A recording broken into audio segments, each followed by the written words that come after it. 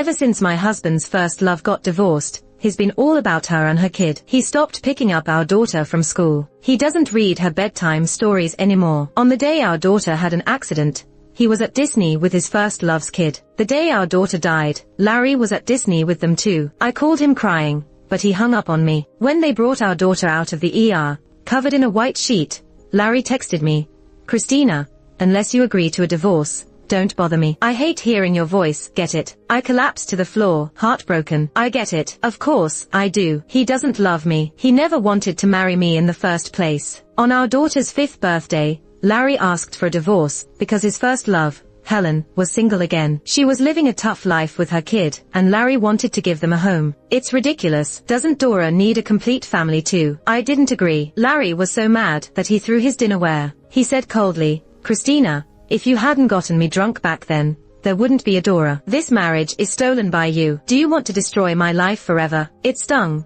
but I forced a smile and said, "If a man is truly drunk, he won't react. Don't blame your weak will. If you weren't willing, how could I have forced you?" Rage filled Larry's eyes. "It's because you seduced me. How else could I be interested in you?" I shook with anger. Pain screamed from every cell in my body. Larry and I grew up together. I had a crush on him for years, but he only had eyes for Helen. When she left him for someone else, I stayed by his side through the toughest times. One night, 6 years ago, after I helped him home drunk, I tried to steal a kiss, but he grabbed me and kissed me deeply. When I asked if he knew who I was, he whispered my name, Christina. He knew. I thought I finally made it, but the next day he said it was a drunken mistake. If it weren't for me getting pregnant with Dora, he wouldn't have married me. He doesn't love me. I foolishly believed I could change his mind someday, but I overestimated myself. In the end, I lost everything miserably. For 6 years, he was lukewarm to me, but at least an okay dad to Dora. Now, he's about to leave Dora for Helen and her kid,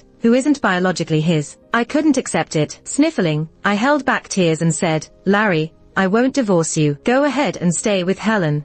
If you're not afraid she'll be seen as the other woman." His anger flared, and he slapped me hard. "Christina, how can you be so vile?" he shouted. The pain spread from my cheek to my heart, eating away at my nerves. I staggered and took a step back. Then, I heard Dora crying from the bedroom door. "Daddy, don't hit mommy. Stop fighting." Larry froze. I rushed to hug Dora. "It's okay, sweetie. Daddy and mommy aren't fighting." Just as Larry was about to comfort her, his phone rang. It was Helen. Her daughter was sick and needed a ride to the hospital. Without hesitation, Larry was leaving. Dora clung to his shirt and pleaded, "Daddy, don't go. You haven't been home for so long. You said you'd celebrate my birthday." Since Helen came back, Larry's been all about her and her daughter. He stopped picking Dora up from school, telling bedtime stories, and taking her to play. He didn't even come home much. If it weren't Dora's birthday, he probably wouldn't have come at all. Despite her pleading, he left. Dora asked me tearfully, "Mommy, does Daddy not want me anymore?" That question broke my heart. I hugged her tight,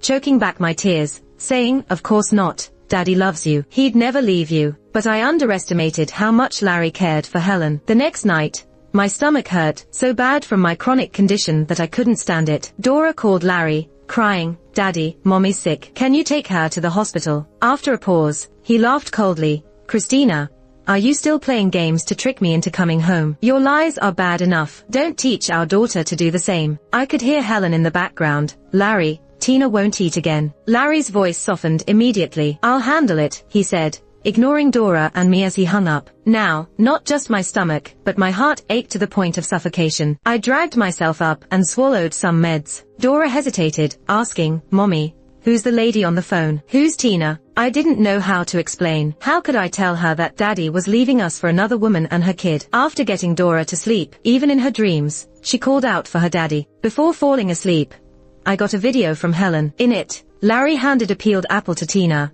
who thanked him with a smile. He stroked her hair, saying gently, "Good girl, eat more fruit to stay strong." It was a perfect scene of family bliss, weaving pain tighter around my heart, suffocating me. Helen kept messaging, "See, we're a happy family. Christina, Larry doesn't love you. If you have any dignity, stop clinging to him. You need to return what you stole." At first, she looked down on Larry for his average background. That's why she dumped him and married a rich guy. Now, after divorcing her financially struggling husband, she's back trying to find successful Larry again. The funny part, Larry still treats her like a queen. In the end, it's just Dora and me who got hurt. About 2 weeks later, I got a sudden call at work from Emily, Dora's kindergarten teacher. The moment I heard Emily's teary voice, my heart sank. She said Dora fell from a slide and hit her head, and she was being rushed to the hospital. Panicking, I hurried to the hospital. Fear took over, and I cried uncontrollably. With shaking hands, I called Larry. In moments like this, I needed someone to lean on. I wished Larry would tell me, "Christina, don't worry. Our daughter will be all right." But every time I called, he coldly hung up. Grief churned in my chest, and I was close to breaking point. The lights in the emergency room went out. I rushed over, only to see Dora being wheeled out under a white sheet. I dropped to my knees, pleading with the doctors to save her. All they offered me was their condolences. I no longer had a daughter. My Dora was gone. A notification buzzed on my phone. I looked down and saw a message from Larry. "Christina, unless you agree to a divorce, stop bothering me. I hate hearing your voice, get it?" Almost immediately, Helen sent me a photo. The background was Disneyland. Tina, wearing deer ears, was in Larry's arms, holding cotton candy, smiling broadly. Helen wrote, "Christina, how long are you going to cling to Larry? Can't you see we are a happy family?" Overwhelmed with pain, I wept on the floor. "Larry, rest assured, I won't cling to you anymore." That day, I held Dora's cold body and cried endlessly. My Dora, she was so good, so sweet and understanding, so kind. How could she die? If she were alive, seeing me cry like this, she would hug me tightly and say, "Mom, don't be sad. I'm here with you." Why was fate so cruel to take Dora away? Is this karma? Maybe I shouldn't have pursued Larry, who never belonged to me anyway. If I had turned him down that night, I wouldn't be here now. I cried until the sky lightened with dawn. My eyes swelled up like peaches, and my voice was hoarse. Finally, I sent Larry a message in numb despair. "I agree, let's get divorced." This time, he called back immediately. He sounded desperate, afraid I'd change my mind. "I'll fly back today. Tomorrow, we'll get the divorce papers. Christina, I'll send you child support every month. I won't neglect you and Dora." Tears flowed uncontrollably. My voice sounded raw and broken. "Larry, there's no need for support. Dora doesn't need your money anymore. She doesn't need your love either." Larry, irritated, "What are you talking about? Even if we divorce, Dora is still my daughter. That will never change." My heart ached fiercely, and trembling, I said, "Larry, Dora is dead. You don't have a daughter anymore." He stopped breathing for a moment. After a long silence, he suddenly laughed bitterly, lying to himself.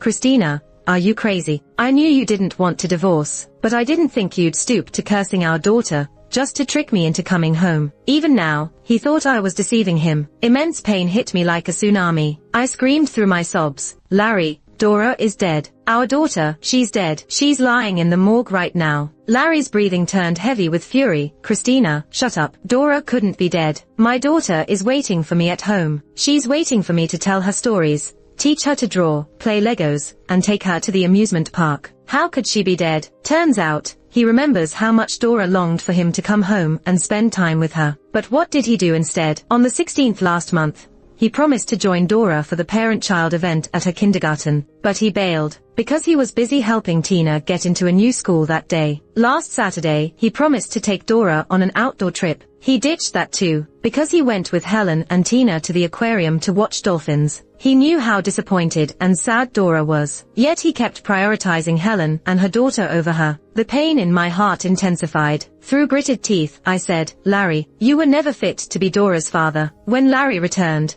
Dora was already taken to the funeral home. His mother cried into his arms, "Larry, you're finally back. Go see Dora one last time." I looked coldly at pale-faced Larry. He dragged his heavy feet, step by step, slowly moving to Dora's side. His fingers gently brushed Dora's hair. His eyes were bloodshot, his voice nearly choking. "Dora, Daddy is here. Stop sleeping. Open your eyes and look at Daddy, okay? Didn't you want to go to Disneyland? If you wake up now, Daddy will take you right away. I won't break my promise this time." Dora had always wished for her dad to take her to Disneyland, but Larry always said he was too busy, that she had to wait. Yet when Dora died in the operating room, he was at Disneyland, with Helen and her daughter. Thinking of this, I couldn't stop shaking. I raised my hand and slapped him twice. "You don't deserve to be Dora's dad. Get out, get out." Larry stood there, pale and hunched, letting me hit and curse him. Larry's mom stepped forward to stop me, who was all emotional. "Christina, we're just as heartbroken as you are about this. Larry loved Dora so much. You shouldn't blame him. If he truly loved her,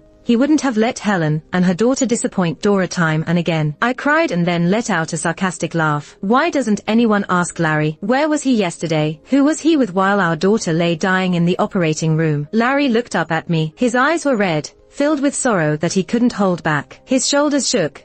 He was on the verge of breaking down. After a while, he dropped to his knees in front of Dora and cried, "Dora, Daddy didn't mean it. I thought there was more time. I thought I had time to do all the things you loved with you. I never expected you to. Dora, please don't punish Daddy like this. Please wake up, honey. Wake up. My Dora died yesterday. There's no more future." I glared at him hatefully. "Larry, stop crying. You lost Dora, but you still have a daughter. Doesn't Tina call you Daddy, too?" Larry's body went rigid. His eyes filled with deep regret and pain. His lips quivered as he struggled to speak.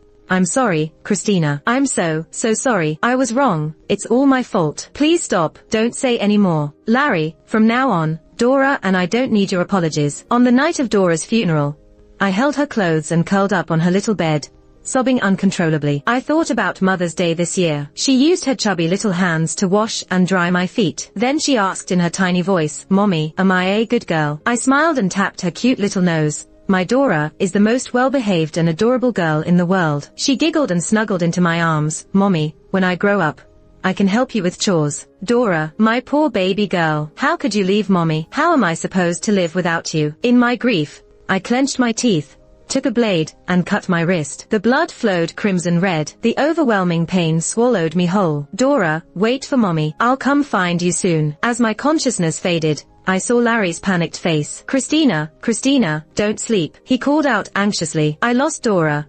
I can't lose you too. Please, Christina, don't leave me." "Larry, didn't you hate me? You didn't love me. So why are you so worried? What a pity. I didn't die." When I woke up, my mom was holding my hand, tears streaming down her face. "Christina, you scared me to death. If you were gone, what about me and your dad? How could you bear to let us bury our child again?" My dad's eyes were red, too. "Christina, you've got to be okay. We're getting old. We can't bear the pain of losing you." Looking at my parents, their graying hair and their tearful eyes, I burst into tears. I remembered how my dad would take me on spring outings by bike, how tirelessly he'd take me to school, pick me up, study late into the night with me. I thought about every meal my mom cooked, every sweater she knitted. How could I die? How could I only think about escaping when I've got parents to take care of? Choking on my tears, I apologized. My mom held me tightly. "It's okay, sweetie. No need to apologize. We know you're hurting. We'll always be here with you." The nurse pushed the door open, and following her was Larry. Before he could enter, my dad blocked his way, punching him in fury. "Get out, cheating scum, like you doesn't deserve to see my daughter." Blood seeped from Larry's lips, but he didn't seem to feel the pain. He begged my dad, "Dad," the nurse said, "Christina's awake. Please let me see her. I just need to know she's okay." But my dad's anger didn't fade. "My daughter is strong. She's fine. She doesn't want to see you. Now get away." With that, my dad slammed the door. My mom wiped her tears. "If we'd known Larry would cheat, your dad and I would never have let you marry him. It doesn't matter. I don't care anymore. Dora is gone, and so is my heart. Whatever happens with Larry and Helen is none of my business now." Unable to see me, Larry flooded my phone with messages. He talked about how much he loved Dora, how much he couldn't let go, how sorry and miserable he was. He admitted it was all his fault. He shouldn't have been misguided and left Dora and me. Without Dora, he's in as much agony as I am. Seeing me with a slit wrist shattered his heart. He realized, too late, that he couldn't handle losing me. He begged for a chance to atone, to help me through this grief. Reading his heartfelt confessions, I only felt sorrow. "Larry, how am I supposed to move on? Dora was my baby, my daughter whom I carried for 10 months. She meant the world to me. Without her, there's no moving on." I was so sad that I even cried in my sleep. In the haze, I felt something rough wiping away my tears. I groggily opened my eyes to see Larry's bloodshot eyes. His voice was hoarse beyond recognition. "Christina, are you feeling any better?" I snapped awake and swatted his hand away. "What are you doing here?" He looked at me deeply. "I'm worried about you. The thought of that day, you cutting your wrist, it terrifies me. Christina, I'm begging you, please live on. I won't seek death again, but that's for my parents' sake, not his." My voice was icy. "Larry, cut out that lovey-dovey act. It's making me sick. Get out of my hospital room right now." His face was etched with deep sorrow. "Christina, you used to love me so much. Can you really push me away?" he said. Turns out, he knew once upon a time, I had loved him with everything I had, but when did he ever cherish my true feelings? The abrupt ringing of a phone shattered the night. Seeing Helen's name on the screen, he paused. I sneered, "Your future wife is calling. You should hurry back to take care of her and your daughter." His face went pale, his lips trembling. "Christina, I know I was wrong. I'll cut ties with her completely, I promise." He answered the call. Helen's anxious voice rang out. "Larry, Tina had a nightmare. She's crying and won't stop. Could you comfort her? You know she listens to you the best." Larry's brow furrowed, his voice as cool as ice. "Helen, stop contacting me from now on. After everything, I've realized the one I truly love is Christina. I've hurt her too many times, and I don't want to hurt her anymore. Don't reach out to me again." Helen started crying dramatically. Larry ignored her and hung up the call, then blocked her right in front of me. "Christina, I won't see her again. Can we start fresh? Please, give me a chance to make it up to you." My heart ached. Feeling disillusioned, I asked in despair, "Start over. Can you bring Dora back to life?" His face turned gloomy, eyes full of pain. I looked at him coldly and pointed to the door. "If you can't, then leave." He stood up in defeat and stumbled out, looking utterly desolate. After I was discharged, I asked Larry for a divorce. He refused to sign the papers. 2 months ago, he was afraid I'd cling to him. Now, he's the one who won't let go. It's ridiculous. I stormed into his office and smashed many things in anger. He didn't get mad, letting me vent. "If it makes you feel better, you can destroy the whole company, and I won't stop you." I threw a glass of water in his face and yelled, "You're insane." Before storming out, before heading home, I stopped by the supermarket. In the candy aisle, I froze when I saw a brand of fruit candy. Dora used to beg me for it, but I wouldn't let her have it because of her teeth. Once, she pouted and said, "All the other kids get candy, why not me? Does mommy not care about Dora anymore?" I sighed and tousled her hair. "I'll get you mangosteen and oranges. Let's eat more fruit and skip the candy, okay?" Hearing that, she was sorely disappointed. Thinking of her sad little face filled me with regret. I took a deep breath, calmed myself, and went to grab the candy. But someone else got there first. A woman snatched the last 6 bags. As she tossed them into her cart, I realized it was Helen. "Sorry, Tina loves this brand of candy. As her mom, I have to get it for her," she said sarcastically. "But if your daughter likes it, too, I can spare you a bag." Seeing my shock, she smirked. "Oops, I forgot. You don't have a daughter anymore, right?" Bitter about being dumped by Larry, Helen took it out on me. "Isn't it karma?" she taunted. "You stole my man, and he took away your daughter. It's only fair." Furious, I slapped her. "What kind of person are you?" A perfect handprint bloomed on her cheek. Incensed, she insulted me as she yanked at my hair, and we started fighting. Staff called the police. At the station, both Helen and I looked disheveled, faces marked by nails. Larry arrived with a lawyer, and Helen played the victim. "Larry, Christina hit me first. I had no choice but to defend myself." "Why be with such a hot-headed woman?" Larry cut in coldly. "Shut your mouth. It's not your place to lecture Christina." Helen's face turned sour. Seeing the scratch on my cheek, his eyes softened with pity. He raised a hand to touch the wound, but I slapped it away. "Stay away, don't touch me." His expression darkened, and he pulled back. After sorting out things, he left with me, ignoring Helen's wailing from behind as she screamed at him for being heartless. I mocked him. "Helen was your old flame. Aren't you being a bit harsh?" Larry rubbed his temples wearily. "Christina, I'm done with her for good. What do I have to do for you to soften up?" I laughed bitterly. "Maybe you could be reborn and try again in the next life." My attitude deepened Larry's dismay. His eyes were filled with sorrow. It was late, and he insisted on driving me home, worried about my safety. I refused, hailing a cab. Yet, his car followed mine all the way back. It seemed he did care, in a way. Suddenly, I remembered Dora's 5th birthday. We took her to the amusement park near our place. On the way home, she walked between us, holding both our hands. Near the house, she cheekily linked our hands. "Mom and Dad, you look perfect together," she had exclaimed. I still remember how Larry froze on the spot. He practically shook off my hand instinctively, like I was some sort of virus. As I snapped back to reality, I realized the car had stopped outside the apartment complex. I got out, and Larry followed. I looked at him with disdain, impatiently saying, "Larry, don't you know how annoying you are?" Larry's voice was hoarse. "I'm just worried about you.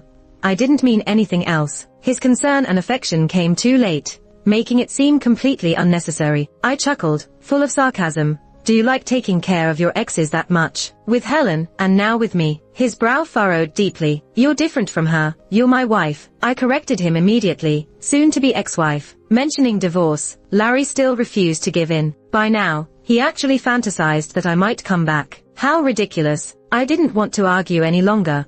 so I went straight to court to file for divorce. After getting the news, Larry called immediately. In a voice filled with disbelief, he asked, "Christina, do you really have to go this far? Is it my fault?" Getting to this point, he truly had no excuses. When I got home that night, I could see him from a distance, leaning against the wall, looking worn and forlorn. As I got closer, I smelled the strong scent of alcohol. Maybe he'd had too much. His eyes were terribly bloodshot. He stared at me intently, his voice raspy. "Christina, you changed the locks. I can't get in." There was even a hint of grievance in his voice. I couldn't help but mock him. "You love drama so much. Maybe you should quit being a boss and become an actor." His eyes darkened, and he suddenly took 2 steps forward, embracing me. I spoke coldly, "Let go, or I'll call the cops." He acted like he didn't understand, muttering, "Christina, let's not get divorced, okay? I'm really sorry. Every day, every second, I'm filled with regret and self-blame. I failed you and Dora. I'll change. I really will. From now on, I'll listen to you in everything. Just forgive me this once, will you?" How could I forgive? My daughter will never come back. How could I forgive? With all my strength,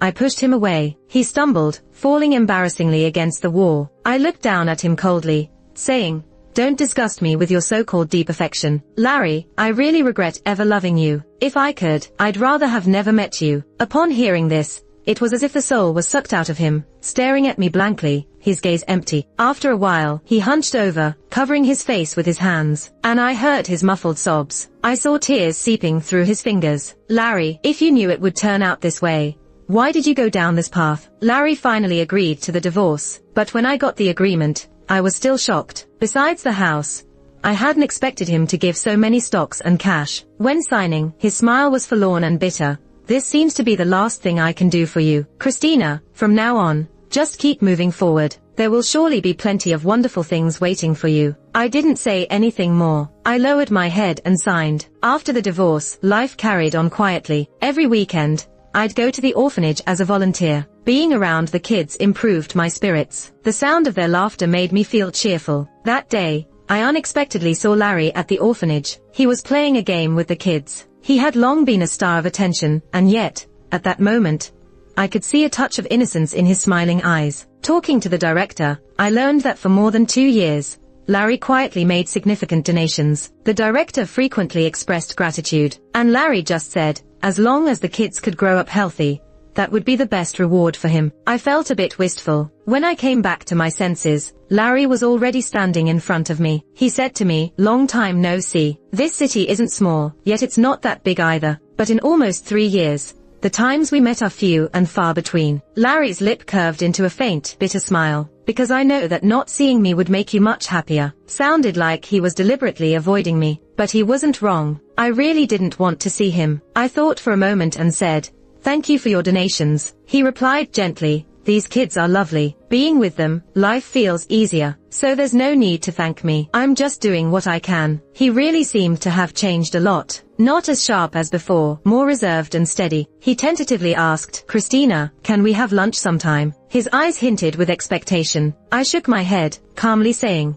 "I don't have a habit of being friends with exes." His eyes slowly darkened. "I understand. It's okay, as long as you're happy. Don't worry about my feelings. I'm not that fragile." I truly didn't care about his feelings at all. I nodded, said goodbye, and left. The next time I saw Larry was 2 months later, for Dora's 9th birthday. I brought cake and candy to visit her grave. When I arrived, Larry was kneeling in front of Dora's tombstone, his shoulders slightly slumped, his silhouette utterly solitary. In sorrow, he spoke, "Dora, how are you over there? Daddy misses you, really misses you. Daddy's sorry for everything that happened with you and Mommy. These past years, I often visit Mom secretly. She's always thinking about you. So, please, watch over her, wishing her peace and joy in life, okay? It's Daddy's fault. In the next life, Daddy will make it up to you and Mommy." When I walked closer, I happened to hear the last sentence. I frowned and said, "Thank you for visiting Dora, but in the next life, let's not meet." Larry's body abruptly froze. He turned to look at me from the left. Choking back tears, he asked, "Christina, are you so heartless that you won't even leave me with a memory?" I looked at him calmly. "Larry, let go of your obsession. I stopped loving you a long time ago." His disappointment was obvious, with a mix of pain and regret in his eyes. but I wasn't too bothered. I placed the cake and candies at the grave.